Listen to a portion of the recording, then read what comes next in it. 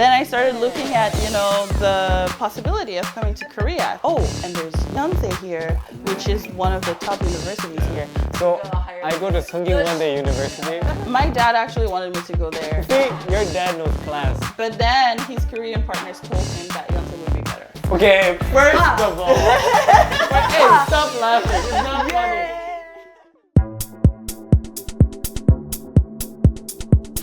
Hi, welcome to Kongstown. Today we have our fellow guest, Leila, who will be presenting to us about how she moved from her American dream to the Korean dream. And plus, if you are really interested in adopting a dog, then Leila has some great tips about that. So stay tuned. And this is Leila before Korea, and this is Leila after Korea. So Leila, welcome. Yay! Let's get it! So, Leila, if we dive into some of the questions, what made you come to Korea? That's not a long story. It's an interesting one. So, Korea. How did I get Korea on my radar? So, for the last 2 years of my undergrad, one of my friends had introduced me to Korean culture altogether. So, she started by showing me actually a Japanese drama. What? She was like, do you know dramas? I was like, you mean like movies? Yeah, Right. I have seen yeah. And she's like, no, let me show you something. Okay, watch this. And I was like, this is amazing. She's like, aha, this is Japanese. Let me show you Korean one. And I love the build-up. This is Japanese. Yeah, we're gonna Korean go now. to the Korean ones. So then she started showing me K-pop and K-dramas. And as I was watching them, I also started branching out to Korean variety. And as I was watching As we all do. Yes, and my favorite, Running Man. Oh my God. Even to this day, she watches You watch Running Man. Running Man to this day. Yeah. watch Running She Man. is a devout Like- Running Man fan. Okay, I who have is your number one favorite member? You just saw. Yeah, everyone. Okay. So I was looking, I was watching all these things, and I started even making Korean food at home, and I was really into the whole culture. Then I started looking at, the possibility of coming to Korea, and I presented the idea also to my dad. I was like, hey, so what if I went to Korea? Not America. Yeah, and he was like, yeah, why not? Yeah. Actually, Okay. that would be a good idea. Because Plot twist. Yeah, that's not what I was expecting. I was not expecting it either, because then he tells me I started working with Korean people. Oh. So that would be a good thing. So you're going to learn the culture, you're going to learn the language, and you can come back with a degree. And I was like, oh, and there's Yonsei here, which is one of the top universities here. So I applied actually. You heard that, right? Top First of all, university. we're not gonna compete. He always competes with Songyugwande So being higher I than go to Yonsei. One University. Yeah. My dad actually wanted me to go there. See, your dad knows class. But then his Korean partners told him that Yonsei would be better. Okay, first of all, hey, stop laughing. It's not funny. No, first of all, that is not true. Okay, Well, 10 maybe years it's- from now, HKKU will be up. So it's gonna be. But it's not 10 years from now. Right now, You're it's saying- now. I think maybe it depends also on the program, because I wanted to do international studies and things like that. They said this would be better for me. Okay. Thank you for bringing peace to our family. I just came here. They just said, okay, do this one instead. And I was like, okay, I'll go. So I applied and I got it. Yay. But even the process of getting into Yonsei was Really? yes. Why? Because there's two ways of applying to the schools here. So you can either just go the university route, where you just take yourself in charge, or you do that scholarship thing. So I started with the scholarship so that I would have 1 year of intensive Korean, because I really, really wanted to learn Korean. So I would get 1 year of intensive Korean, and then the scholarship would also pay for my tuition. And I was like, this is great, best of both worlds. Yeah. And I applied. I had all my paperwork done and everything. I mailed it. I don't like where the story is going right now. I feel like tension. They got my paperwork in the school, and they waited 10 days to email me to say, hey, it got to Yonsei, but it didn't get to GSIS. I was like, What? What? How does that work? so But it's what the on heck? school grounds. Just the but wrong location. Wrong department. They said, I don't know, it got sent to the other graduate school, like the regular graduate school, instead of the international studies one. How is that possible? What? I don't know. Maybe I made the mistake. Maybe, the delivery. I have no idea. But it took them 10 days to reach out to me to tell me that it got to the wrong department. And I was like, well, it's the same school, isn't it? So I was like, can you send it over to the right department? The deadline is in 3 days. Because you can't do it. Like, you're in America. I'm like, I'm all the way over here. And they're like, no, you're not going to be considered for the scholarship. That this makes year. no sense. You gotta I be was kidding like, me. what? Oh no, are you serious? If you don't, I'm gonna turn into Muhammad Ali, and you better wait for my fist of fire. I was really, really upset. I was just like, I don't have time to get all of these documents because the deadline is in 3 days. If you had told me the second you received it, I could have done it all over again. It would not have been a problem. But 3 days, it's not going to get there on time. Yeah. So I didn't get into the scholarship program. And then I was like, you know what? I'm not going to give up. I'm going to apply again. If I'm meant to go there, then I will go. And I got like a partial scholarship for the first semester because I had the grades too. So I was like, nice. So I got in, but I didn't get, that whole Korean language experience that I wanted. But still I got here. So I was like, yay! I'm happy you didn't punch the register person. I was really baffled. I was like, what is going on? Like, can you send it to the building? I'm pretty sure it's not that far from you. Was it like hard for you to transition from like after graduating not too long ago to like getting your work visa? Was that really hard? Oh my God. Was Korean like necessary? How was that process like? So for the visa, when I went to the US, I was born in the US. So I didn't have any of the paperwork hardships because I'm a citizen, So I'm just sitting, just living my life. Everything is cool. So when I came here, oh my God, I was like, is this how you live when you leave your country? Like, why? I'm just trying to go to school. The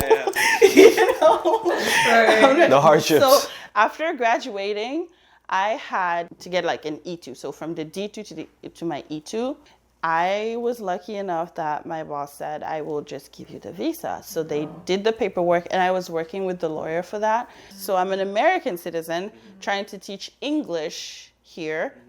It was fine. Like, they really didn't take a long time to process the paperwork. Tell us about Moxy. Moxy! So Moxy is in the after picture, and I was just Yes. wondering, like, how did you get Moxy? Moxy, how did I get Moxy? So I love pets. I'm allergic to a lot of them, cats and dogs. I'm allergic to dogs, yeah. Oh. So that's how I've lived my life. I just take meds for my allergies every day. I used to be very extremely allergic to cats, but in the US I had cats, and my uncle had a cat, I'm confused. and I moved there, I'm not gonna kick out the cat, it's his house. Okay. So I grew out of it. I'm better. So I came here and I was like, I need a fur baby. To build my tolerance with pets. So I just started looking around, and there's a group on Facebook for Everything Pause Korea. Oh, I've heard about this place. Yeah. So people post on there about like anything that's related to pets, and there's that one lady, she's always posting pictures of puppies and all sorts of dogs that she fosters. And they're all up for adoptions all the time. So I saw Moxy and I was like, oh my God, I want this dog. You knew she was the one. I was like, this is my baby. She's adorable now, but she used to be like really, really cute. God. Like, yeah. I will show you a picture of her when she was just a tiny little fur ball. It was just like, okay, so cute. I want her. She looks like a doll. So I reached out to her and she said, oh my God, you're the first one to message me about her actually. Because I saw it right away. So that was like, it's fake. Right. So Meant to and she's be. like, I said, okay, when can I come see her or anything? Because she's in Pyeongtaek. She lives close to Camp Humphreys, so her husband works there and everything. So I went all the way there and I met the military her. base. Yeah, the military base. It was amazing. I know. I got Moxy and I got Cheetos. Oh my God, girl. She's a sucker for Cheetos. I love flaming hot Cheetos and I cannot find them in Korea to save my life. But at Camp Humphreys, they have everything I American. mean, like, Yeah. Cheetos in Korea though aren't too bad, aren't No, they? They're not they're great. different. They're different? They're so I'm different. so sorry, not Yeah. even different. They're not good. What? No way. No way. The barbecue? I'm I sorry. can't Korean imagine it barbecue? I'm sorry. Cheetos are not right here. They're not right. But going back to like Pyeongtaek, so you find Moxy. Yes. Fall in love with her. It was just amazing. And the adoption fee was like 50,000 won or I don't know. Yeah. That's so- really cheap. Yeah. Yeah. It's just for what they put in the first shot and whatnot. That's all. That's really low price right there. It's nothing. And I prefer to rescue than like go and buy a dog. First of all, it's so expensive in Korea. And I feel like they're just being bred and put in those little Right, boxes. It's cages just and I don't like Yeah. But yeah, Moxy was amazing. We met, she was just doing her little thing and she would come back to me and then she would go again and I was like, yeah, you're sassy, I like that. Wait, what? That's me because we're similar.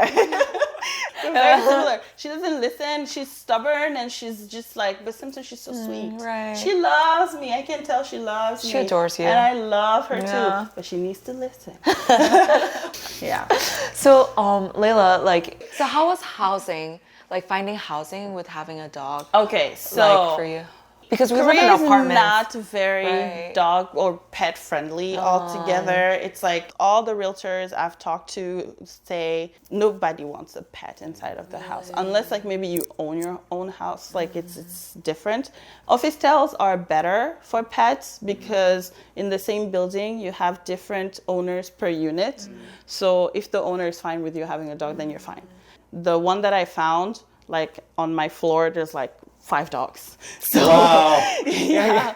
So I'm glad I found that place. So it was really nice. Is there like any help you wish you had in finding like your new location? Because it must have been really stressful. So when people come here, they try to look on Jikbang or Dabang. Yeah. Fake.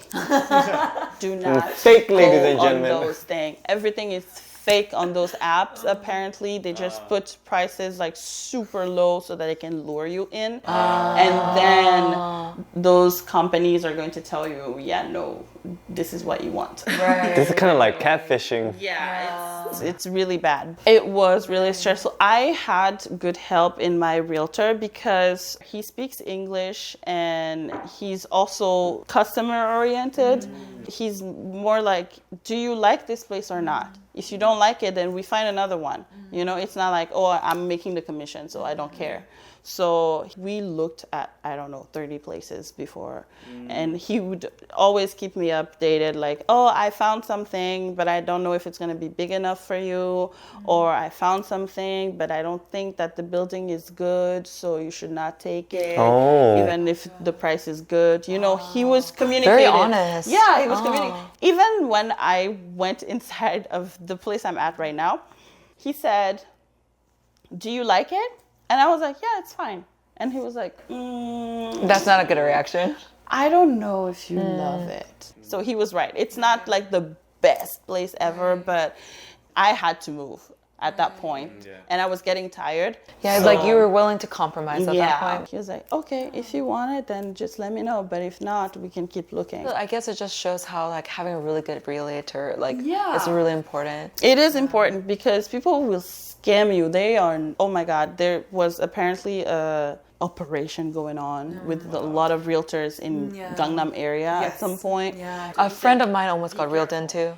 Really? Yeah, she was about to sign a contract with the bank and the bank lady said, I think you shouldn't do it, is what she said. and then 3 weeks later, the news went. Oh my God. Yeah. That is for crazy. Yeah, it's scary out there. So Facebook groups have international groups like Soul Housing and things like that. They will have people who are subletting their places, or some realtors are in there trying to, you know, showcase their places and all. Right. But also be careful with those because there's scammers everywhere. That's the thing. You just have to be careful. Right. But if you find a good realtor that speaks English, I think that's the main thing. Because you need to understand each other. Yeah, definitely. So, for sure. yeah. All right. Well, thank you so much, Leila, for Thank you coming for today. having It was me. amazing. Yeah. And if you like our videos, please click like, subscribe, and hit the notification button. And again, thank you so much, Leila, for taking the time. Thank you for having me. This was a lot of fun. Thank you for joining Kongstown. And well, you're welcome to Kongstown anytime. Oh, Yeah. thank you.